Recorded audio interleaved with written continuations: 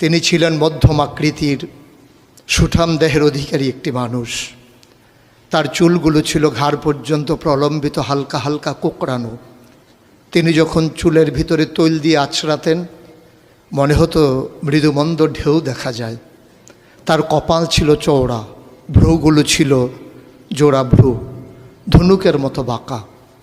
চোখের পাতাগুলো ছিল ফুটন্ত গোলাপের গোলাপি রঙের এক একটি পাপড়ির মতো। তিনি কখনো বা যখন চোখের পলক ফেলতেন মনে হতো মৃদুমন্দ বাতাসে গোলাপ পাপড়ি যেন দোল খাচ্ছে। তার চোখের সাদা অংশ ছিল রক্তিমাভ সাদা, কালো অংশ ছিল কৃষ্ণ কালো। তার নাকটা ছিল খাড়া, নাকের ছিদ্রগুলো ছিল ছোট ছোট। নাকের নিচে ছিল সরু চিকন গোঁফ, গোঁফের নিচেই সেই গোলাপি রঙের ঠোঁট। তার ঠোঁটগুলো যখন কখনো বা মুচকে হাসত, গোটা পৃথিবীর মানুষ অবাক বিস্ময়ে দেখত গোটা পৃথিবীতে যেন বিজলি চমকিয়েছে। তিনি কখনো বা যখন এই রাস্তা দিয়ে হেঁটে যেতেন, 1 মাস পরেও কখনো যখন সাহাবা হাঁটতেন, তার গায়ের জান্নাতি গন্ধ তারা পেতেন।